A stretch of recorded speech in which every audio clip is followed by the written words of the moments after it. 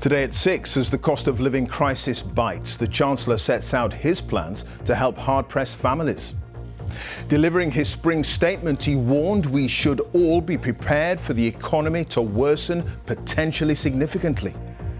But he told the Commons new tax cuts would help ease the burden for millions. A tax plan that cuts taxes on working families by over £330, cuts taxes on fuel by 5 pence a litre, cuts taxes on business, and yes, for the first time in a long time, cuts income tax. Inflation is at its highest level for 30 years and rising. Energy prices at record highs. People are worried sick. There were bleak predictions and a tough backdrop. The Chancellor can make his promises, but our living standards are set for a fall. So, what difference will the Chancellor's spring statement make to struggling families? We'll look at the numbers. Also on the programme, the Taliban abruptly orders girls' secondary schools in Afghanistan to stay shut on the day they were due to reopen. In Ukraine, the city of Mariupol devastated by Russian shelling. We talked to one of the survivors of the siege. And human rights and football. We talked to the England captain, Harry Kane, about the World Cup in Qatar. And coming up on the BBC News channel, Ash Barty is off to chase other dreams. The world #1 and 3-time Grand Slam winner retires from tennis at the age of 25.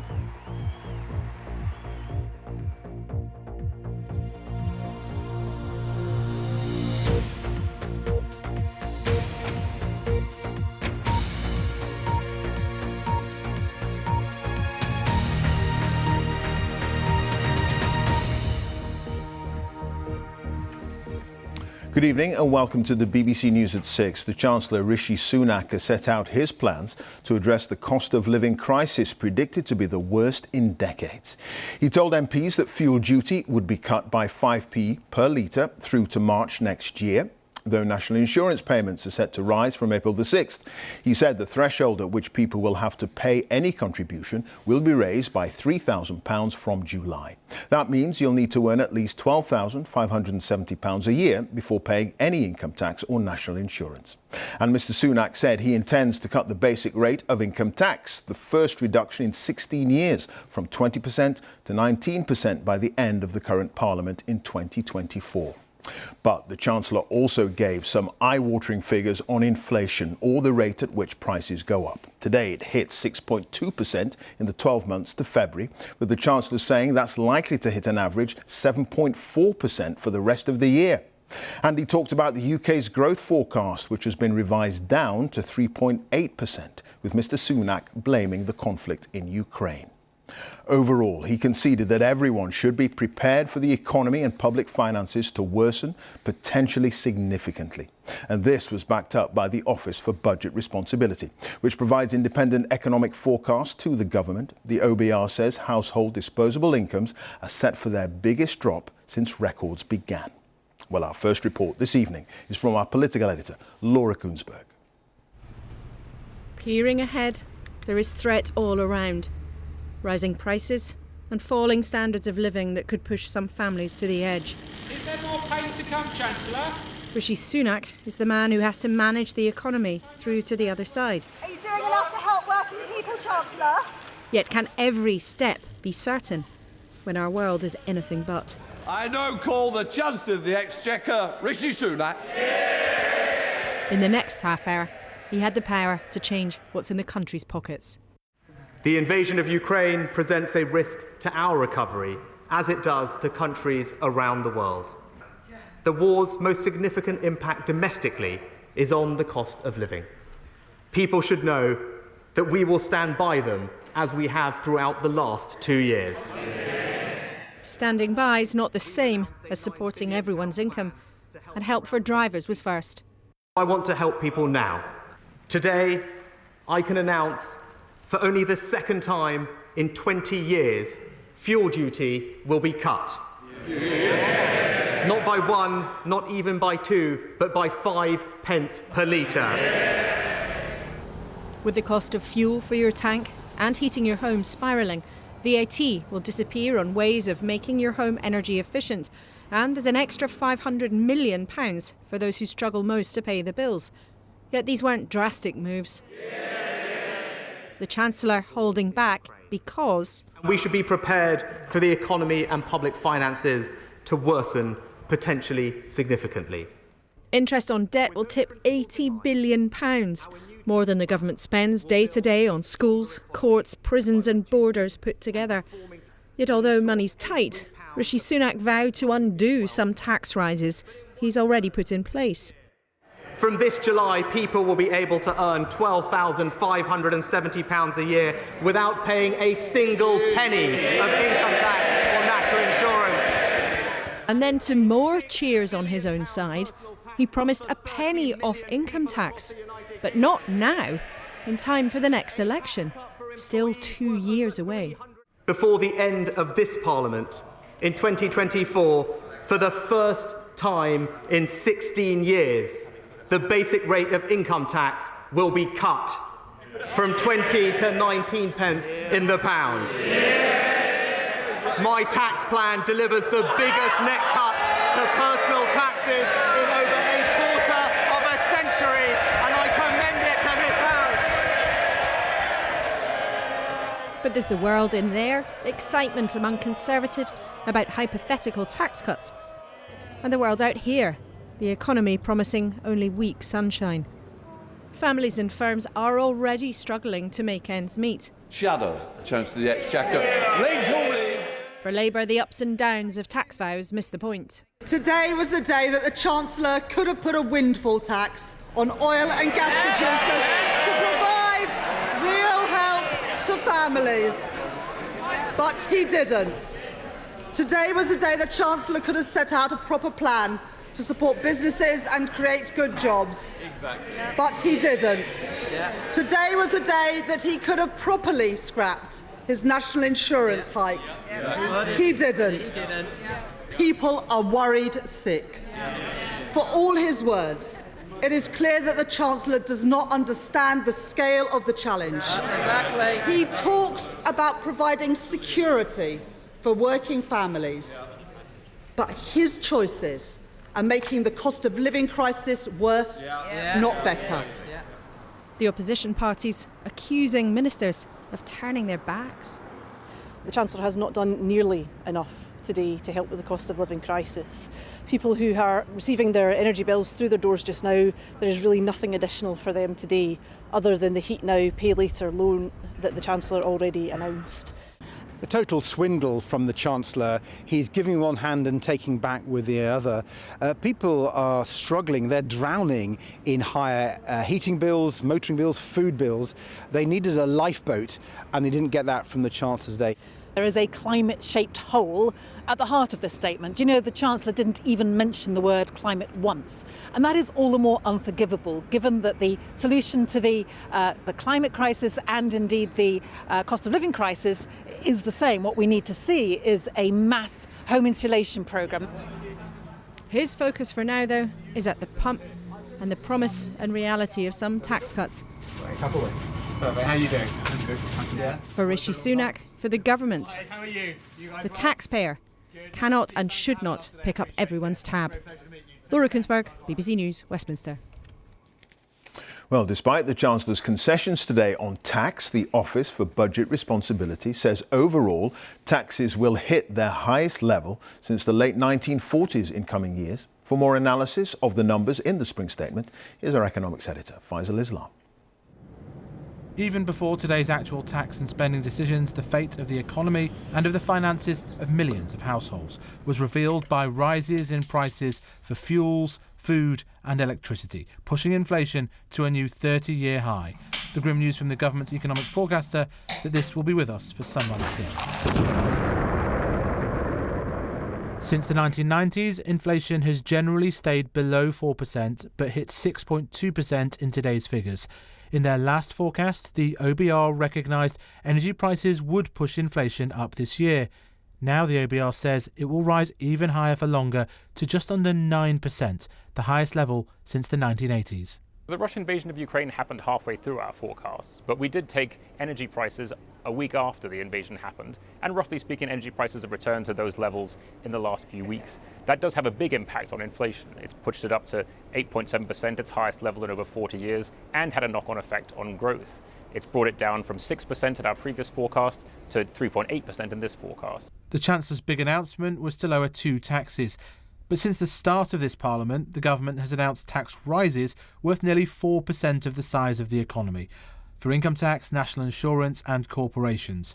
Today's announcement rolls back about 0.5% of that, leaving the overall level of taxes in the economy at levels not seen since the 1940s. This is all about scale, the half reversal of a national insurance rise that is yet to hit, alongside the down payment on an income tax cut that will come in a couple of years, will be material, worth hundreds of pounds for tens of millions of households eventually. But they're dwarfed by the existing tax rises already in train across the economy and the incredible hit to living standards from rising prices, in particular energy. Put all of that together, and even despite the government support, millions of households this year will see real post-tax incomes fall by 2%, the biggest amount in 66 years that these statistics have existed. But some will be hit harder. If you're not an income taxpayer, if you're not in work and not paying national insurance, there was literally nothing in there for you. Now, benefits, universal credit, means excessive benefits, state pension, going up by just 3.1%. Next month, inflation over the year is expected to average something like 7%. That's going to be a big cut in the living standards of those on the very lowest incomes. And there are some very big questions not yet fully answered, arising from inflation staying so high for so long. Public sector workers, alongside pensioners and recipients of tax credits, are likely to push hard for more public spending to ease their squeeze. Faisal Islam, BBC News. So the Chancellor has spoken, but what's been the public reaction to his attempts to try to ease the cost of living crisis? Our political correspondent Alex Forsyth has been gauging the mood in Tamworth in Staffordshire. Hello, all right? You had a good day? Yeah, it was all right. Good, good. The Fords are a busy family. Kids, come out! And for them, like many, it is the day-to-day routines that are becoming costly. After school, there's football and dancing, family dinner. You take the car. And with fuel, food and energy bills all climbing, they're having to think about what they spend in a whole new way. Thinking of our food bills each week, it's definitely increased, probably at least £20 to £30 if you think in the last 12 months. And I am conscious, actually, we turn lights off, shut doors. Fuel prices mean driving to after-school activities is more expensive, so Susie shares lifts with other families, making today's cut in fuel duty welcome.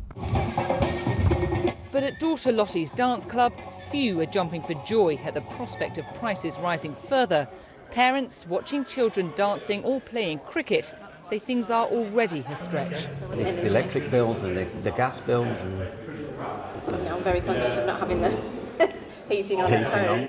Well, our wages don't go up at the same rate, so it's all coming out of our pocket. I think the government really needs to step up and start doing something about this now, because it's not on. Giving over 30 million workers a tax cut worth over... Back at the Fords, Susie watched to see if the Chancellor would bring much relief, and for her the changes to national insurance will help.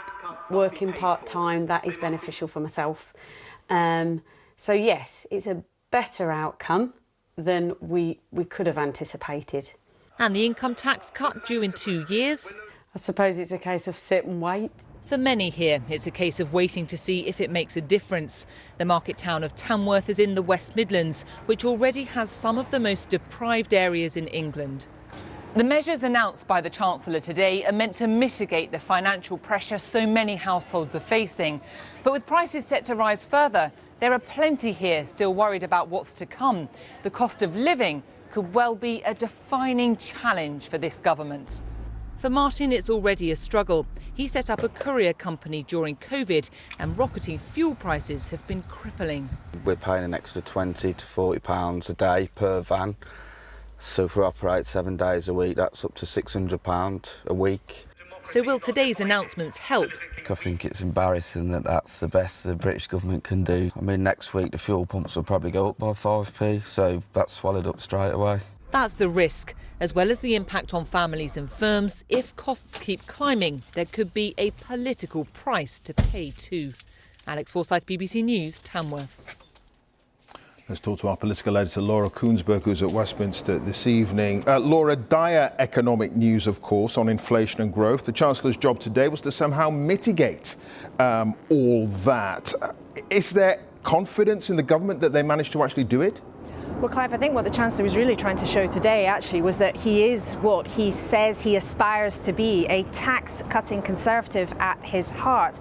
And Tory MPs were certainly tickled to hear their money man talking about giving money back to the public after 2 years of mammoth spending and borrowing. Certainly there might be many people arriving on garage forecourts tonight as we speak, that fuel duty cut just having come into place.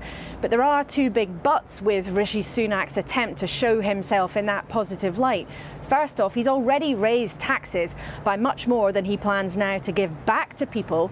And second of all, by focusing on that, I think he's left himself vulnerable to the charge that he hasn't done enough to give big slices of extra help to families and firms around the country who are already really struggling with making ends meet. Now, that doesn't rule out the promise of more extra help in the autumn when inflation keeps biting and biting and biting. But as far as the Treasury is concerned, that is a real risk here. And the debate over what he really has announced today, which will go on in earnest as we look at the particular details, every dotted I and every crossed T, may well be swamped by a really tough reality of inflation running at such a high rate for some time. Sure. OK, Laura, thank you. Laura Koonsberg there at Westminster. And there's more information on the Chancellor's spring statement and what it could mean for you on the BBC website. Just go to bbc.co.uk/politics. On to other news, and the Taliban has abruptly ordered girls' secondary schools in Afghanistan to remain closed on the day they were due to reopen. Many had been shut since last August when the Taliban retook control of the country. A spokesman says more time's needed to decide what uniforms female students should wear. Our correspondent Sikunda Kamani has more from Kabul. Dusting the desks, the morning began full of smiles and hope. For these students in the west of Kabul, returning to school felt particularly poignant. Last year, more than 90 were killed here in an attack by the local branch of the Islamic State group. We want to be successful so we can fulfill the dreams of our martyred classmates, says Sakina. That will be our revenge on those who were responsible. Not long after they've arrived, there's unexpected bad news. The girls had literally just sat down at their desks and the head teacher got a WhatsApp message from the local Taliban in charge saying that actually teenage girls can't come back to class just yet. And the girls are just devastated. We just want to learn and to serve our country, says Fatima. What is our sin, she asks the Taliban. You're always talking about Islam. Does Islam say to harm women like this? It doesn't. I want to address the girls of Afghanistan. Please don't give up fighting for your rights. The Taliban's Ministry of Education pressed ahead with a ceremony marking the start of the new academic year, but seemed at a loss to explain what had gone wrong. The central leadership has said until a plan is developed on the basis of Sharia and Afghan culture, girls' secondary schools will remain closed, the spokesman told us. We were at a school in the west of Kabul today. There were teenage girls in tears because they've been told that they have to go home again. Who should they blame for this? I work for the Ministry of Education, he says. We had made our preparations. You need to ask someone representing the leadership. The students filed home just an hour or so after having arrived. In private, Taliban members admit hardline elements within the group still find the idea of female education controversial, even though schools are already segregated. That leaves these young women deeply worried for the future. Sikander Kamani, BBC News, Kabul. It is 19 minutes past 6, our top story this evening. And the Chancellor Rishi Sunak sets out his plans to help hard-pressed families, but warns we should all be prepared for the economy to worsen potentially significantly. And still to come, the England captain Harry Kane tells us how the squad is preparing for the World Cup in Qatar on and off the pitch. Coming up in Sports Day on the BBC News channel, no room for complacency, says Captain Heather Knight, as England's cricketers continue their quest for a World Cup semi-final spot when they meet Pakistan and New Zealand overnight.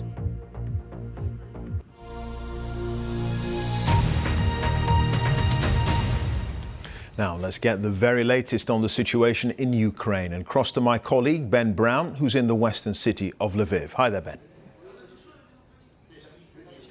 Hi, Clive. Good evening. Yeah, well, for the first time, there are signs that Ukrainian forces are going on the offensive in this war. The Ukrainian government says its troops have now retaken the town of Makariv, west of the capital, Kyiv. Now, local authorities there are saying Ukrainian flags are flying in that town once again. Volunteers and troops in the southern town of Voznesensk have destroyed a Russian armoured convoy and pushed back Russian forces. And in Kherson, the first city to fall, Ukrainian forces are trying to recapture territory. But the port city of Mariupol is still very much under intense Russian bombardment. President Zelensky says around 100,000 civilians are trapped there without food, water or power. Our correspondent Wira Davis has been talking to a survivor of the attack on the city's theatre, where hundreds of civilians, including children, had been taking shelter. Maria walked for 4 days to escape Mariupol. Without money, a car or family, she has nothing. She's the first known survivor of the Mariupol theatre attack to speak about what happened. The theatre was completely packed with people. There was no space to lie down. People were just sitting. It was clear that this was a shelter. People knew this. Also, those massive signs saying children that were made on both sides of the theatre. Where were you at the exact time of the attack? We were getting our breakfast. By breakfast, I mean we were getting some boiled water. Someone brought me some pieces of fish, I think, to feed the dogs. When they finished eating, I went outside to that water tank to get a bowl of water for them. This is when the shell landed. I saw that it landed just where I'd been sitting. I was outside and survived only because there was some man nearby. He heard the shell falling, grabbed me by the collar, pinned me between the ground and the wall and covered me with his body. We were sprayed with broken glass and concrete. I was stunned, probably even concussed, because I fell unconscious several times since. When the dust settled a bit, I cleared my eyes. I saw injured people around. I tried to make my way inside. The dogs were the family for me. They were everything I had left. I could not find a way to get inside, to at least find out whether they're alive or dead. I sincerely hope they died instantly. Maria says there were at least 1,000 people inside the theatre, while Russia denies targeting civilians and says it wasn't responsible. What Maria saw suggests otherwise. I don't know how many people died, sorry. There were some rooms in there. Those were allocated for families with children. That part of the theatre is completely gone. Partially deafened by the blast, her back in pain, Maria now relies on the kindness of friends. She worries for her grandmother in Mariupol and mourns her dead pets. At just 27, it's difficult to stay strong. Wira Davis, BBC News, Zaporizhia. Well, let's talk now to our chief international correspondent, Lise Doucette, who's in the Ukrainian capital, Kyiv. And Lise, some evidence today of successful Ukrainian counterattacks on the battlefield. But how much should we read into that?